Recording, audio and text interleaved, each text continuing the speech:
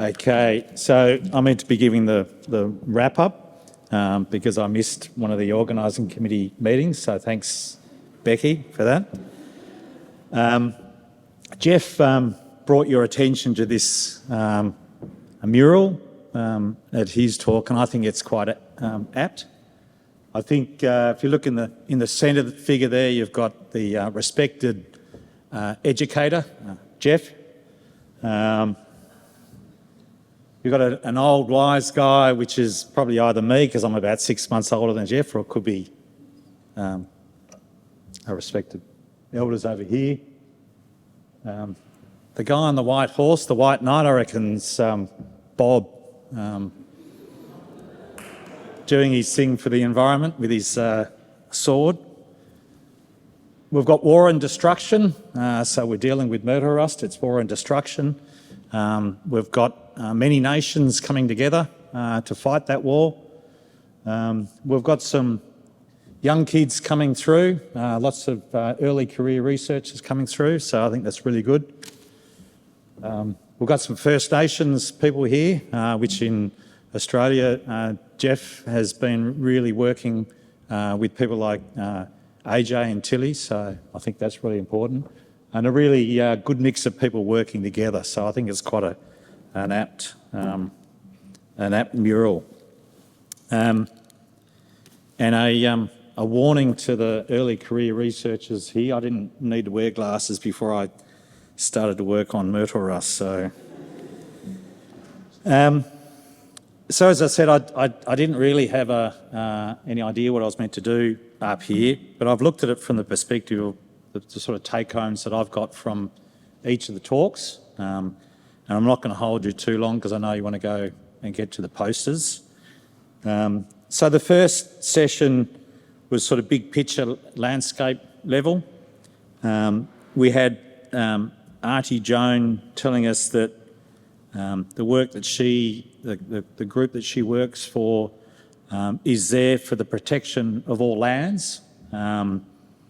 And Albie sort of reiterated that in his acceptance that, you know, we like to be working together. Bertie, in his acknowledgement, told us that the traditional owners in Australia have been protecting our lands for thousands and thousands of years, and so I see that as now as we need to be doing that as the new people here. Working in partnership.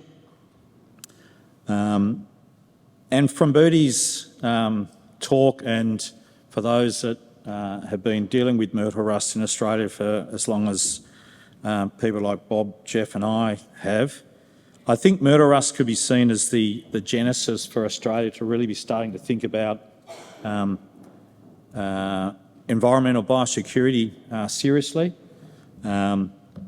And, you know, we've had Bob and Jeff and probably myself as the agitators in that space, but I think we still have some space to get in, some room to move there. Jeff gave some background of myrtle rust, and as I said before, really initiated and has led the work with Indigenous communities in this space, our First Nations people. And Heidi gave a really good example of why we need to be working in that space. Bob highlighted that there's still more agitation needed in the environmental sector, but we're getting there.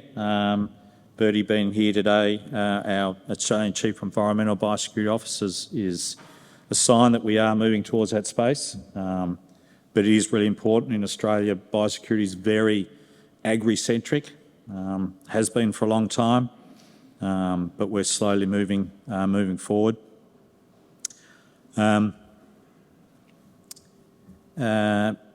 Becky and Roanne then gave us a good summary of what's been occurring in New Zealand, from the emergency response through to the impact that we're seeing.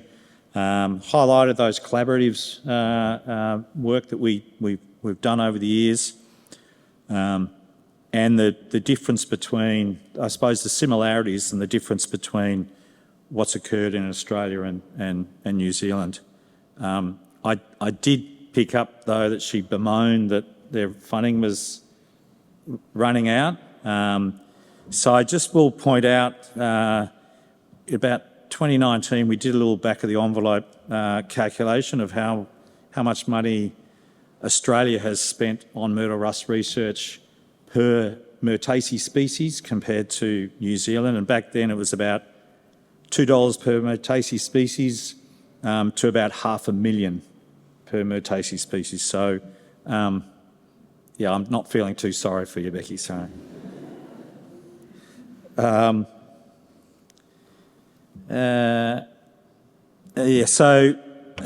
That being said, this conference is a really good example of where we've got to in Australia and also in New Zealand. We are catching up.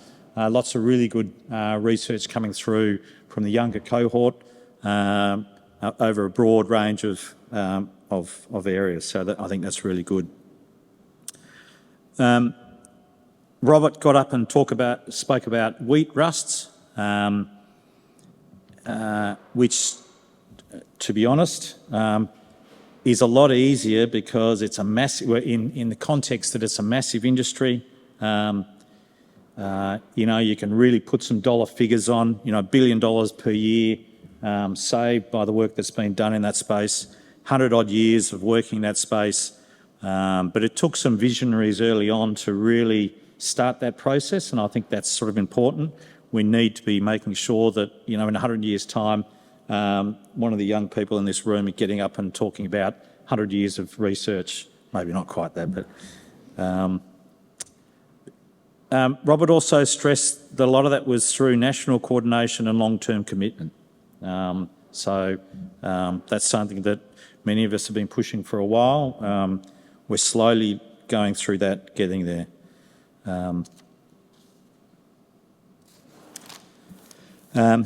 We then got down to the genes, which is a bit out of my league, to be brutally honest. But utilising genes to assist how we and understand the beast that we're working with and how we might be able to manage it. So Perry spoke about the molecular basis of susceptibility. Always love those, where's Perry? Always love those weird, wonderful genome things you put up. Looks like something my kid drew. But, she's a good artist. My daughter's a good drawer, so it's not... if it was mine, it'd be different. Thais got up and spoke about the genetic traits of the pandemic strain and using comparative genetics. So again, just adding a bit more to the puzzle of the beast that we're dealing with. And then Ashley got up and spoke about how we can be dealing. So what is the beast that we're dealing with? What is actually happening inside the plants when they get infected? This was a little bit above me, sorry, Ashley, but my take home from it was that we need to be working more in the cat in the hat space than in the Lord of the Rings space. But I think, to be honest, I'm just going to go to you if I need to work in that space, because I never read Lord of the Rings.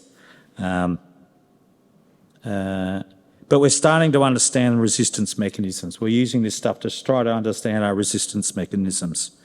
And then Rebecca got up and spoke about Manuka. I'm assuming the New Zealand Manuka, not the Australian Manuka. But using transcriptomes to identify effectors. And so we're moving potentially into using RNAi for assays. So again, an area that I tend to work with stuff I can touch, but really seeing the benefit of doing all this lab work, all this detailed genetics work to help us manage the disease. We then moved into what I call novel management strategies or potential novel management strategies.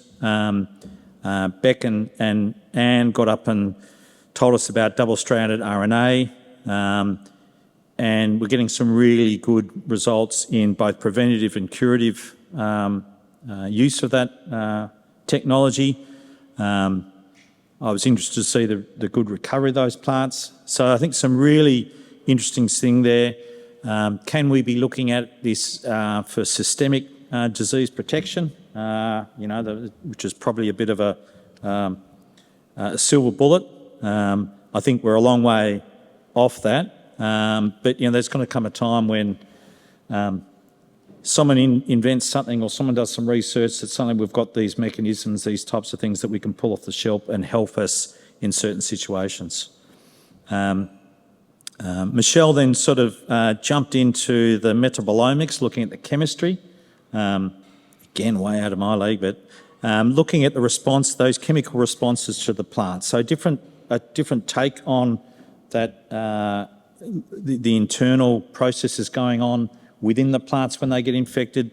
But again, just gathering that information that we may be able to use down the track. And so I think that's one of the things that we're starting to see now with a lot of this research, is just building that jigsaw puzzle to be able to use out in the wild or wherever we want to use it. And then we sort of came back to the plants, and not quite. I thought we were coming back to the plants, but we're still inside in the plants. And Alyssa spoke about the transcriptome analysis to try and identify resistance. Nice that you're getting that Melquin genome. Nice work. And then back out to the plants, looking at resistance of Western Australian species. So trying to get an understanding of it's going to get to the southwest eventually. What are the risks there? And I think that's quite alarming that there's bugger all resistance in a bunch of those species. So be alarmed, I think. Stephanie then sort of took that out and started looking at how we can use this type of work for conservation genomics. So how can we use genomics to help us in the conservation aspects of these threatened species? And so so we're starting to get a picture of the genetics right across these different species. So if we want to start putting them back into the wild, where we should be putting them back in the wild. Marge went off on a tangent, but a really good tangent, looking at the fungal diversity on Ramarama. And I suppose one of the things that I took out of that is, and it's conversations that we had in the early days of myrtle rust, what other beasts are using these plants that we're not even aware of, that we're eventually going to lose when these things become extinct? What are the knock-on effects of losing these things? What are the flora, the fauna, the ecosystem services that these plants are giving us? Heidi went into breeding and genomics, and I was expecting some heritabilities and all sorts of stuff like that. She put up some Dothostroma for me. I think thanks very much for that. But it was a really good and probably not surprising coming from Heidi and that looking at co-development of breeding strategies with our Indigenous communities and really looking beyond the Western science that we have probably traditionally looked at in tree breeding. And so I think that was a great first day. I think it was really fantastic. Real broad range of disciplines, some really good cross-disciplinary work there, which I think is really good. And I think if you go back 20 years, looking at the collaborations, Australia was collaborating with Brazil in the late 90s, early 2000s, before myrtle rust even got here. We then started collaborating with the New Zealanders when they got the problem there, and now we're seeing really broad global collaboration as myrtle rust has moved around the globe. So I think even though we do tend to harbour on about the doom and gloom of myrtle rust, I really came away from today and the rest of the 2 days, I think, with some really positive signs of where we are moving forward with with myrtle rust and how to manage and control myrtle rust. And so I'd just like to get you to put your hands together once again for the speakers today.